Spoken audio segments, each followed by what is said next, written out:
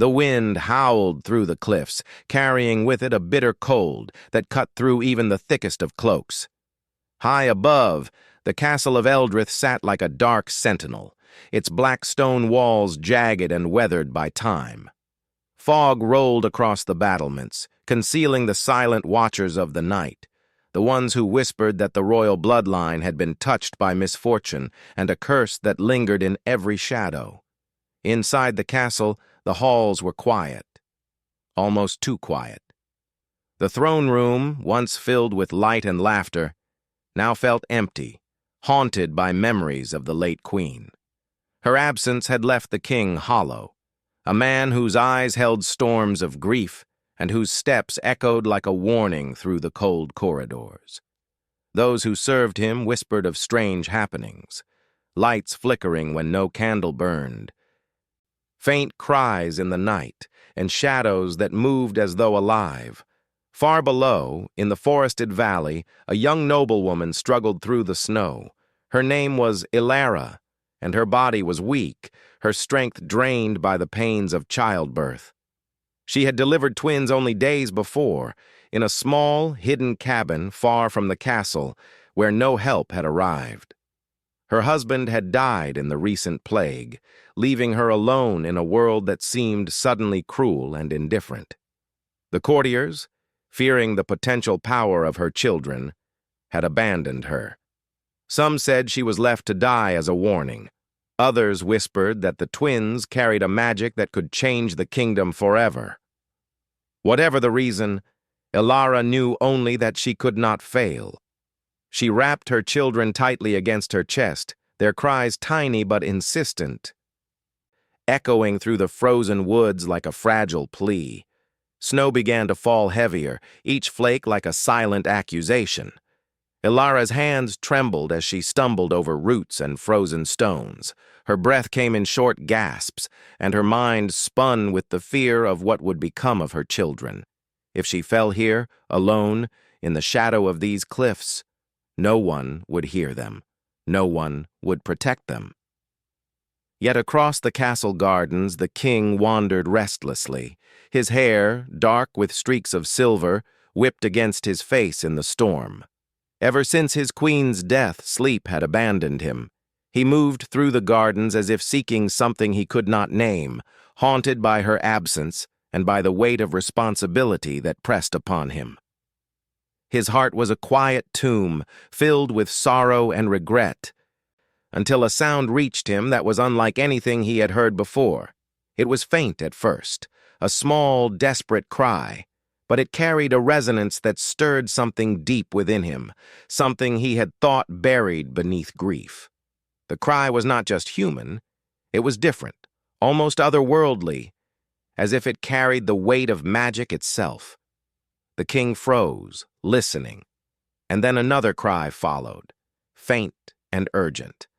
The sound of two tiny voices struggling against the cold and the dark. His pulse quickened. He knew instinctively that these cries were important.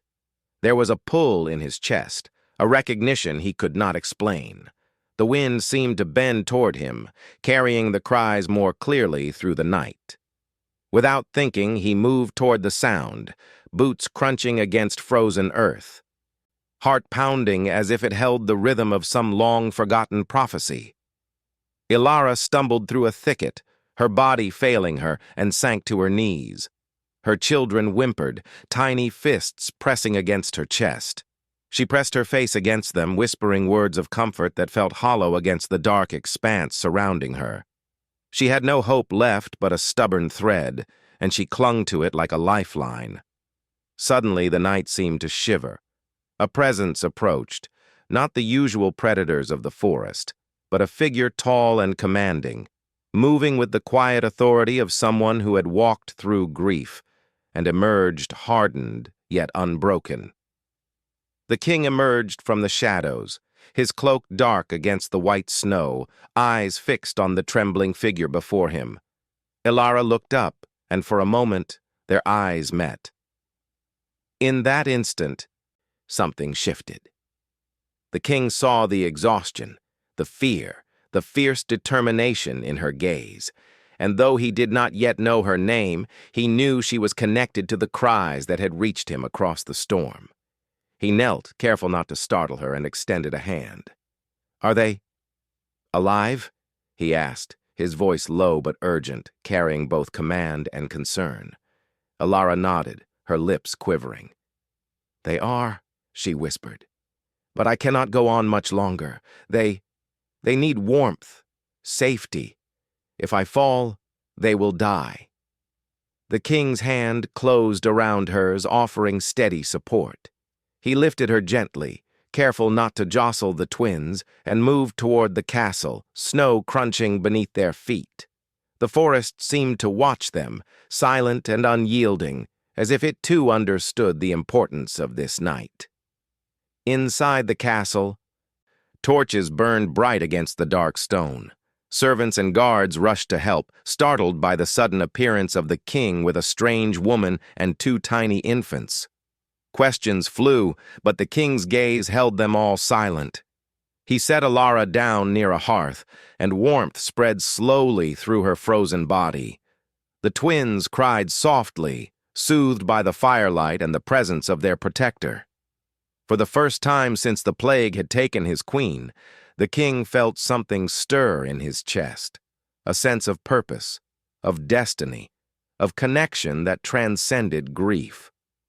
He watched Alara tend to the children, her hands gentle and determined despite her exhaustion, and he wondered at the strength of this woman, this stranger who had appeared as if summoned by fate itself. But the shadows in the castle were long, and the night held secrets.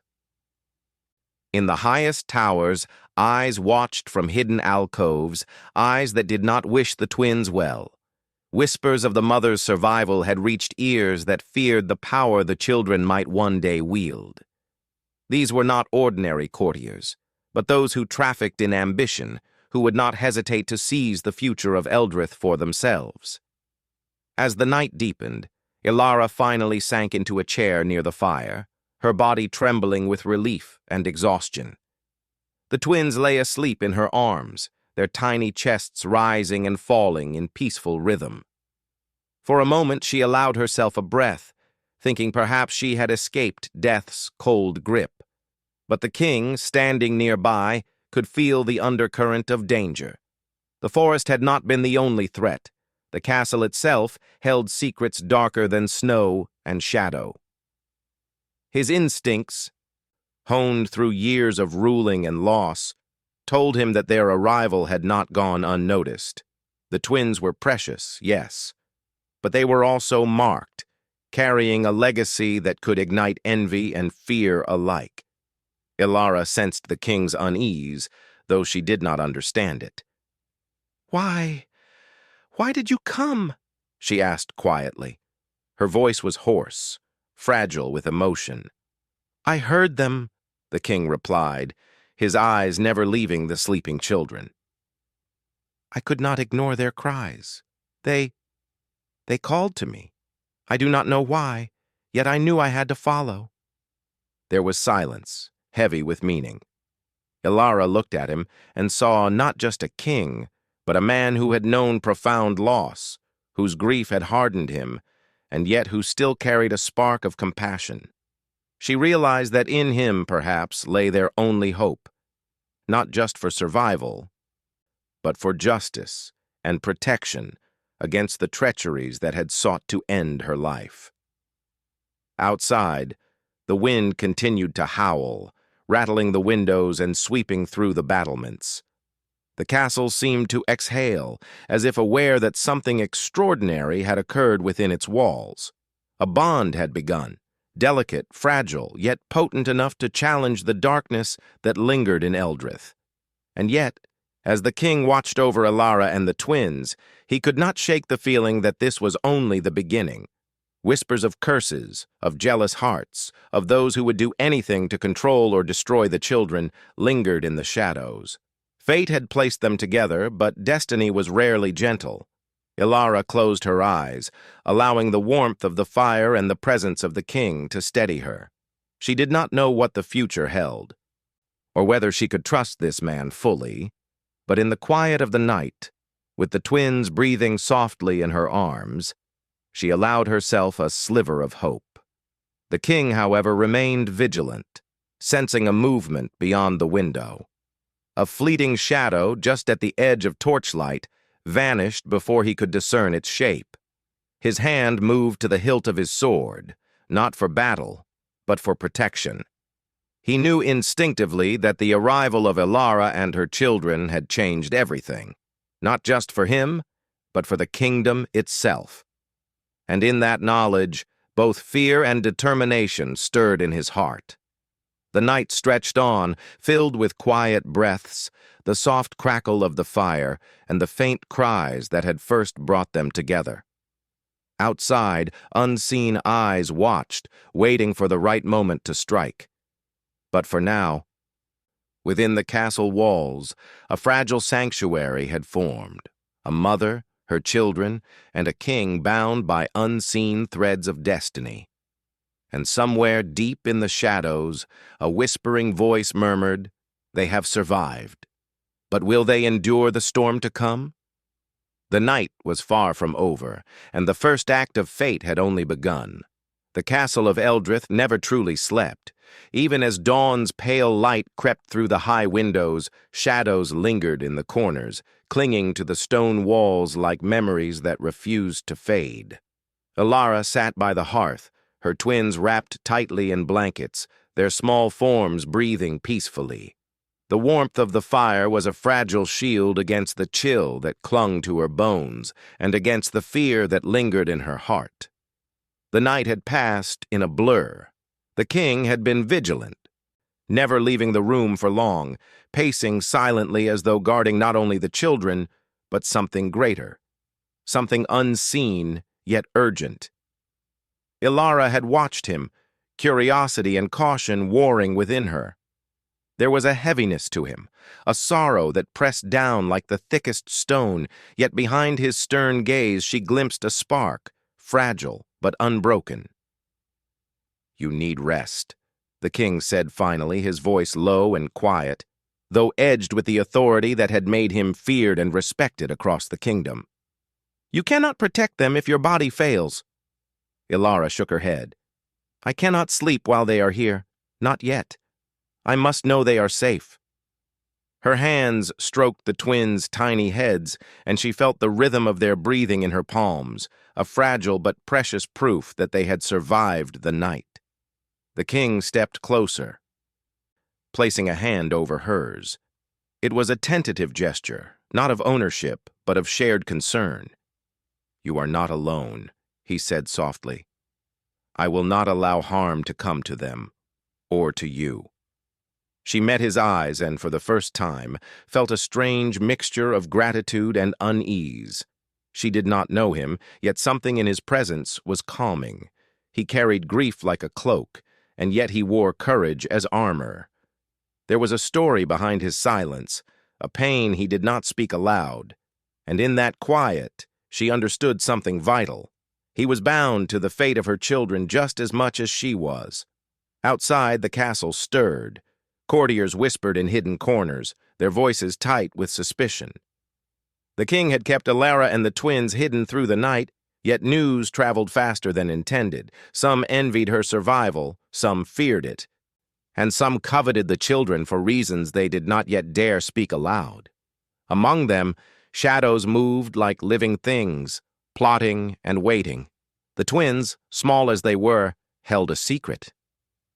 Elara had noticed it the first night, a faint glow in their eyes when they cried, a warmth that seemed to push back the cold of the world. It was subtle, almost imperceptible, but enough to hint that these children were different. They carried something in their blood, something powerful and perhaps dangerous. The king had noticed it too. When he first held them, their tiny hands had pressed against his chest, and a warmth had spread through him, deep and strange. It was not just the innocence of infants that stirred him, but a sense that the children carried hope, magic, and a warning all at once. And for the first time since his queen's death, he felt the stirrings of purpose again, a responsibility that was heavier and more urgent than grief alone. Yet the castle held its own dangers. Elara had barely begun to rest when a shadow moved across the hall outside the nursery. She froze, instinct sharpening her senses. The king, noticing her pause, placed a protective hand on her shoulder.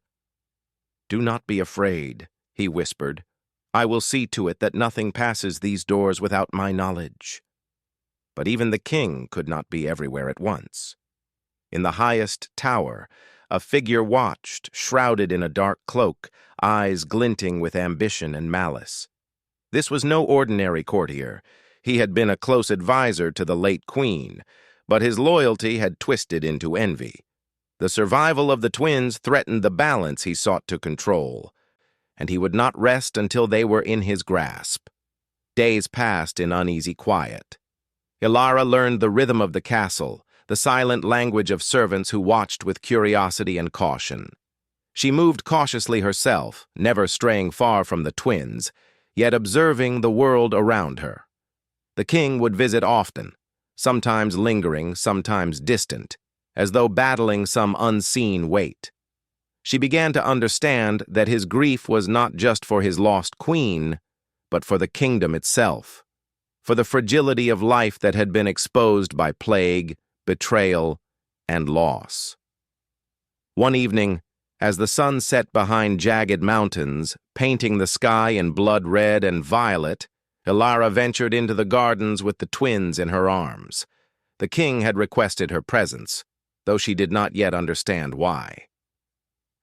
The air was heavy with the scent of frost and decaying leaves, the quiet broken only by the distant call of a raven. "You move with care," the king said, stepping out from the shadows of a marble fountain. His voice startled her, yet she did not recoil.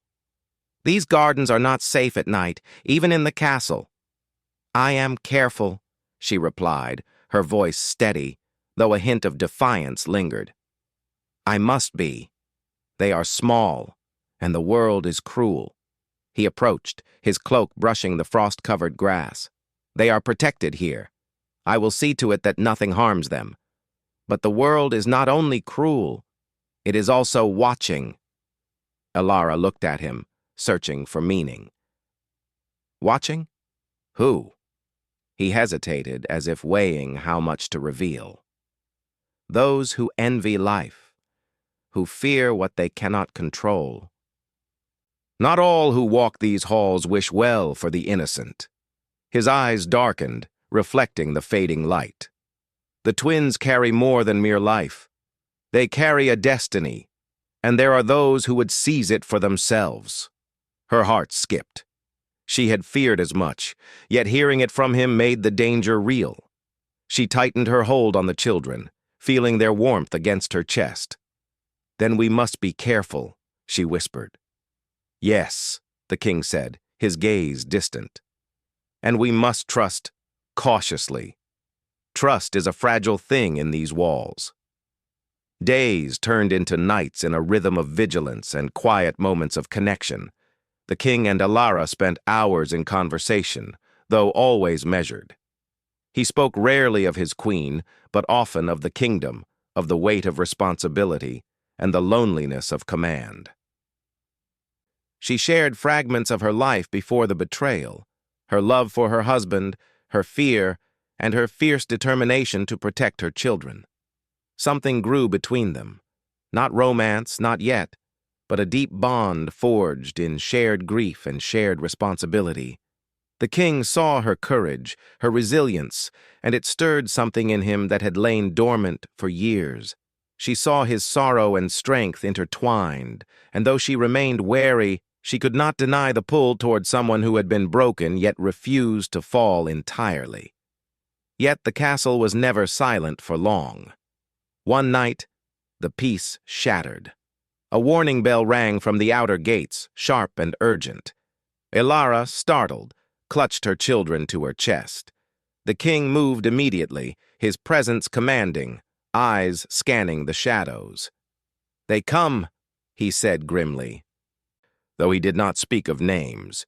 "They seek the children." Before she could respond, a crash echoed through the hall. The door to the nursery burst open, and figures cloaked in black rushed forward, moving with precision and purpose. Servants screamed and scattered, and the twins stirred, frightened by the sudden chaos. The king drew his sword, stepping in front of Elara. His movements were deliberate, almost ceremonial, as if every strike was guided by unseen hands. Elara, her heart pounding, realized she had to act. She moved with courage she did not know she possessed, shielding the twins and drawing the attention of one of the attackers. The clash was tense but brief. The king's strength and skill overwhelmed the intruders, yet in the confusion one of the twins was snatched, a tiny hand vanishing into the darkness of the hall. Elara's scream tore through the night, raw and desperate. The king spun, sword raised, but the figure had vanished before he could strike. He caught her as she fell to her knees, the other twin safe in her arms. "We will find them," he said fiercely, eyes blazing. "I swear it. No harm will come to them while I draw breath." Elara shook, tears streaming down her face. But she felt a strange relief. The danger had struck, but the king had been there. He had protected them. And though the shadow of fear lingered, a new determination took root in her chest. They would survive this night, and whatever came after, together. Outside, the wind howled again, carrying with it a whisper of destiny and warning. The stolen twin cried somewhere in the distance, their voice faint but insistent. The king's jaw tightened. "They cannot hide for long," he murmured. "The bloodline has a way of calling its own." Elara held her remaining child close, and in that moment the bond between them, the mother, her children, and the king, deepened. They were connected not just by circumstance, but by fate, by magic, and by the peril that surrounded them. And though the night had been dark, hope still lingered, fragile but real. And somewhere, in the shadows of the castle, a whisper carried through the air, faint but unmistakable.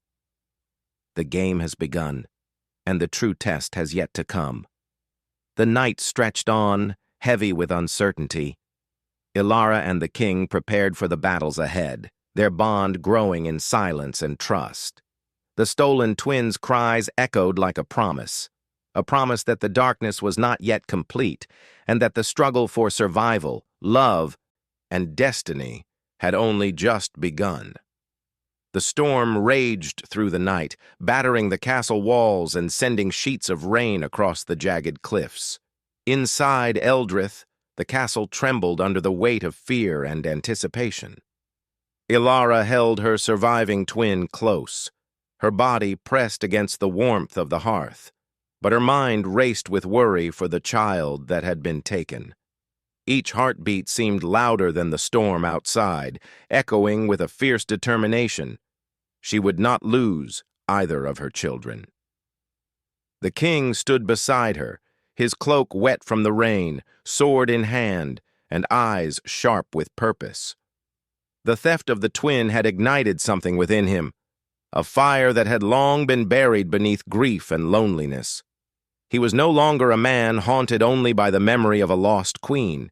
He was a protector, a father in all but blood, and a king willing to confront the shadows that dared challenge the sanctity of his home. "Tell me everything you remember about the attacker," he demanded, voice low but unwavering as the wind shook the windows.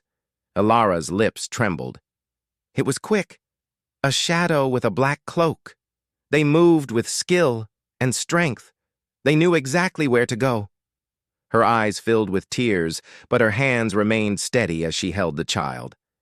I tried to stop them, but—" The king's hand rested lightly on her shoulder. "You did everything you could," he said firmly. "Now we act. No more waiting. No more fear. We will bring the child back." Outside, the storm did not relent. Lightning illuminated the cliffs, revealing paths hidden in darkness, paths that led to caves and forgotten ruins beyond the castle. The king's mind raced, calculating, strategizing. He would not pursue blindly, The intruder's skill suggested planning, magic, and cunning that matched his own. Yet he felt something deeper, something almost instinctive guiding him. Ilara, despite exhaustion, gathered her courage. "I will go with you," she said. "I cannot leave them alone. I must be there." He looked at her, and for a long moment the storm seemed to pause, as if the world held its breath. "Very well," he said finally. "But you follow my lead. We move as one. The child's life depends on it." They departed into the night, stepping carefully across the rain-slick stones of the cliffside. The storm lashed at them, yet the king's resolve never wavered. He carried not only his sword, but the weight of responsibility for the kingdom, the children, and the fragile hope that had begun to flourish between him and Ilara. The path led them to a hidden cave where shadows gathered like living tendrils. The air was thick with dampness, the scent of stone and earth mingling with something faintly metallic, a hint of danger that made their skin prickle. Inside, the stolen twin lay in a small bundle, guarded by the cloaked intruder who had stolen them. The king moved silently, sword ready. "Release the child," he demanded, his voice echoing off the stone walls, firm and commanding. The intruder laughed softly, a sound that echoed like dry leaves in the wind. "You are brave, king," they said, voice masked by shadow. "But do you understand what this child holds? This is no ordinary life. It carries the power of the bloodline, a magic older than Eldrith itself." Ilara stepped forward, eyes blazing with maternal fury. "They are not your tool," she said sharply.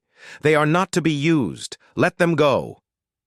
The intruder paused, and in that moment, the faint glow in the twins' eyes shimmered brighter. It was subtle, but undeniable. A light that pushed back the darkness, a power that belonged to the children alone. The intruder hesitated, sensing the awakening force they had underestimated. The king advanced. "Step aside, or face me," he warned. His sword glinted in the flickering light, a promise of protection, justice, and strength. A battle began, not only of steel, but of wills.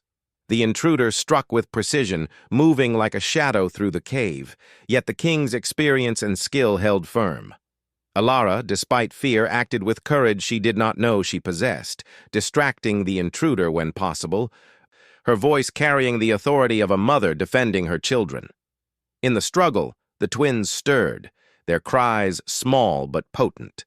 The glow in their eyes pulsed, and the intruder froze, as though recognizing a force far greater than their own ambition. Magic surged in the air, subtle yet undeniable, wrapping the cave in an otherworldly light that highlighted the courage, desperation, and hope of those present. The king's sword struck with precision, disarming the intruder. Ilara rushed forward, gathering the child into her arms. "We have you," she whispered, relief flooding through her voice. The intruder, realizing defeat, vanished into the shadows, leaving only echoes of laughter that promised this would not be the last encounter. Yet the immediate danger had passed. Both children were safe, their glow fading into gentle warmth as they slept in their mother's arms. Outside, the storm had eased, leaving behind a world washed clean by rain. Lightning illuminated the horizon, revealing the first light of dawn creeping over the jagged cliffs. The king and Ilara stood together, the children safe, the air filled with a fragile sense of peace. For a long moment, neither spoke. Words were unnecessary. Their bond, forged in fear, courage, and shared responsibility, was understood in silence. Ilara looked at the king, seeing in him not only a protector but a man who had faced grief, darkness, and fear, and had emerged stronger for it. "You saved them," she said softly. "You saved us." The king shook his head, gaze distant but tender. "We saved them," he corrected. "Together." They returned to the castle, their steps careful but determined. The halls, once silent and foreboding, now seemed filled with possibility. Servants peered from behind doors and curtains, sensing the shift in power and hope. The children, their cries now gentle, slept peacefully, their warmth a promise that the bloodline would endure. Days passed, and with each passing day, Ilara and the king grew closer. Trust deepened into understanding, and understanding blossomed into a bond that neither could deny. They worked together to protect the twins, to uncover the lingering plots within the castle, and to restore a sense of order to the kingdom that had been fractured by loss and ambition. The king began to smile again, faintly at first, then more fully as the presence of Ilara and the children filled the halls with life. He taught her the ways of the castle, of strategy, of leadership, and she, in turn, reminded him of the strength of compassion, courage, and love. They were a team forged in fire, darkness, and hope, bound not only by circumstance, but by destiny. Yet the shadow of threat never fully vanished. Whispers of curses lingered, reminding them that the power of the bloodline was not only a gift, but a responsibility. The twins, though small, carried the future of Eldrith, a light strong enough to dispel darkness, but delicate enough to be threatened by envy and ambition. One evening, as the sun dipped behind the mountains and painted the sky with gold and violet, the king took Ilara to the highest tower. The wind whipped around them, carrying the scent of rain and stone, and the world below seemed to fade away. "You have changed me," the king said quietly, voice barely above the wind. "I was lost, consumed by grief. But you have reminded me of hope, of purpose, of life." Ilara's hands rested on his, and she felt the warmth, the strength, and the vulnerability within him. "You saved us," she said softly. "I only followed where fate led me." He shook his head, a faint smile on his lips. "No, fate brought us together, yes. But courage, choice, and love keep us here. You chose to fight for them, for yourself, for the kingdom, and for me." For the first time, they allowed themselves a quiet closeness, a recognition of the bond that had grown through fear, struggle, and hope. Not words, but understanding passed between them. Two hearts, two lives, intertwined by destiny, watching over the fragile glow of the twins who had survived the shadows. In the days that followed, the castle's halls began to breathe again. Guards were vigilant, courtiers cautious, yet life returned in small, beautiful ways. The laughter of children echoing through stone corridors, the quiet conversations of allies once afraid to speak, and the shared glances of two people who had endured darkness and emerged stronger. But even as peace settled, a faint whisper lingered in the wind, a reminder that the challenges of destiny were never truly over. In the distant mountains, a shadowed figure watched, eyes gleaming with intent and curiosity, aware that the bloodline's power had been revealed, and that one day it might call for a reckoning greater than any they had faced before. For now, though, the mother held her twins, the king by her side, and the castle stood as a sanctuary against the shadows. They had survived betrayal, danger, and magic beyond understanding. And in that survival, they had discovered something deeper: trust, courage, and a love that had been forged in fire and fear, yet tempered into something enduring. The storm had passed, but the echoes remained, a reminder that darkness would always exist, yet light, courage, and love were stronger. And in the quiet of the castle, as the first rays of morning touched the stones, the mother, the king, and the twins looked to a future shaped not by fear, but by hope, strength, and the bond that had been forged in the shadows of despair.